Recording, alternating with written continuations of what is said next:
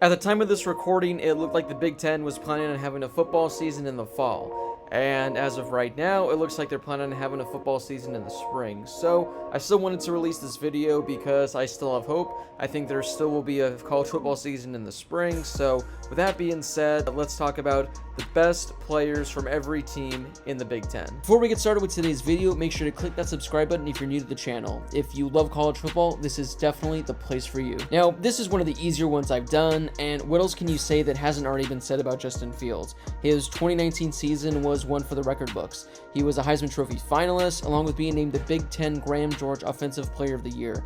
He was also a finalist for the Davey O'Brien Award.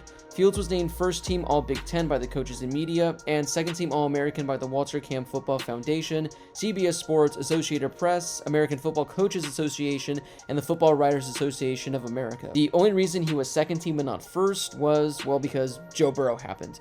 Fields had one of the greatest statistical seasons in the history of Ohio State football. As a first-year starter in 2019, he completed 67% of his passes for 3,300 yards while accounting for 51 total touchdowns. He became the first quarterback in Big Ten history with 40 passing touchdowns and 10 rushing touchdowns in the same season, and his 41-3 touchdown to interception ratio was the best in the country. This spot originally belonged to Micah Parsons prior to him opting out, but this now belongs to a player that'll likely also be a first-rounder in 2021. Pat FRIERMUTH is arguably the best tight end in all of college football. In his first 2 seasons with the Nittany Lions, he's caught 69 passes for 875 yards and 15 touchdowns. In regards to putting up some crazy good stats, he's also racked up the awards as well. Alright, here we go. In 2019, he was named AFCA All-America Second Team, selected All-America Second Team by The Athletic, Field Steel All-American Fourth Team, All-Big Ten Second Team by the Coaches and Media, Pro Football Focus All-Big Ten First Team, All-Big Ten Second Team, Associated Press All-Big Ten Second Team, Field Steel All-Big Ten First Team.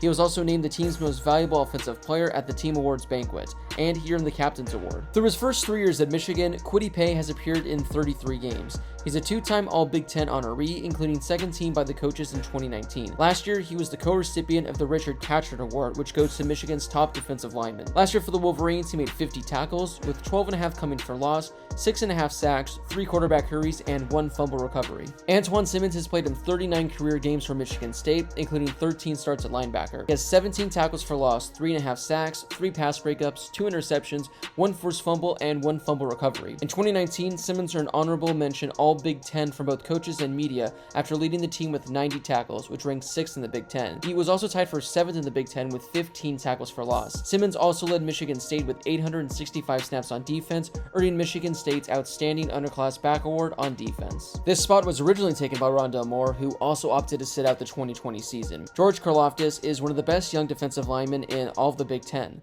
During his freshman campaign, he was named first team Associated Press Freshman All-American, along with second team All-Big Ten. He started all 12 games for Purdue, finishing third on the team with 54 tackles, including 30 solo tackles. He led the team with 17 tackles for loss and was tied for the team lead with 7.5 sacks.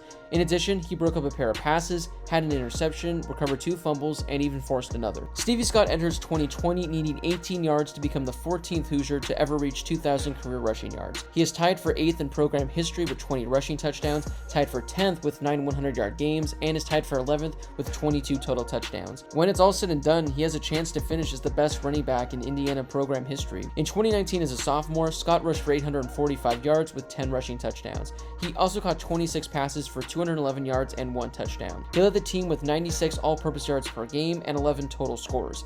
He finished 4th in the Big Ten in rushing yards per game, 5th in carries, and was tied for 5th in rushing touchdowns. He was also tied for 6th in total touchdowns and 10th in all-purpose yards per game, despite missing the final 2 games due to injury. An offensive lineman makes the list for Wisconsin.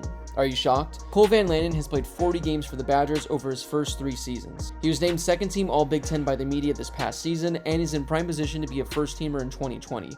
We all saw what Jonathan Taylor was able to do behind his offensive line, and Van Lanen was a large reason for that. As a freshman, Wan'Dale Robinson racked up a lot of accolades at Nebraska. He was a Paul Hornung Award finalist, an award given to the most versatile player in college football. He was second-team freshman All-American by The Athletic, an honorable mention All-Big Ten by the media, and a 2-time Big Ten Freshman of the Week. Robinson set the Nebraska single-season receptions record by a true freshman with 40, along with setting the single-season receiving yards record by a true freshman with 443. He also missed 2 games with injuries. In addition to his receiving records, Robinson rushed for 340 yards with 3 rushing touchdowns. He ranked second on the team in receptions, receiving yards, and receiving touchdowns, while ranking third in carries, rushing yards, and rushing touchdowns.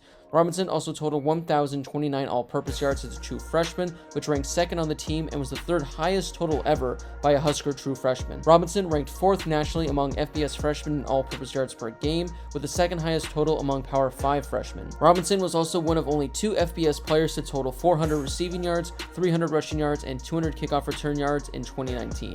In the most fitting way possible, the best player on Rutgers is their punter. No, I'm being serious. Adam KORSAK is one of 19 punters nationally to be named to the Ray Guy Award preseason watch list. He earned preseason All-American distinction from Althon Sports and Feel Steel, and was named preseason All-Big Ten by Althon Sports and Feel Steel.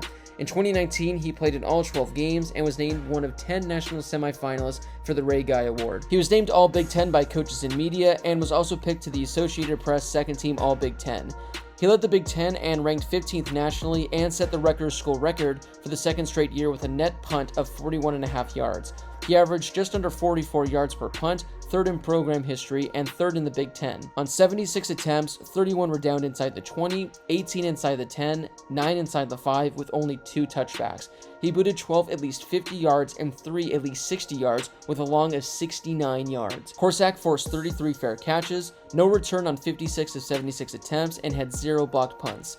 This very well might be the first and the only time I will ever talk about a punter here on my channel. There's kind of been a trend here, as this spot initially went to Rashad Bateman, but he opted out for the 2020 season. So we'll give the new spot to quarterback Tanner Morgan. He's emerged as one of the best quarterbacks not only in the conference, but in the entire country after a breakout season in 2019. Last year, he set a number of Minnesota Gophers records, such as single-season passing yards, single-season touchdown passes, single-season completion percentage, single-season passing yards per game, single-season touchdown interception ratio, and single-season passing efficiency rating. In addition to setting all those records, Morgan was named All-Big Ten second team, was a Davey O'Brien Award semifinalist, was a finalist for the Manning Award, and was Big Ten Offensive Player of the Week 2 times. Once one of the more promising linebackers in the conference, Paddy Fisher had a bit of a down season in 2019. However, as he comes back for his senior campaign, he looks to finish out his Northwestern career on a high note. Last season, Fisher finished with 89 tackles, including 6 for loss. He had an interception, 4 pass deflections, and 2 forced fumbles.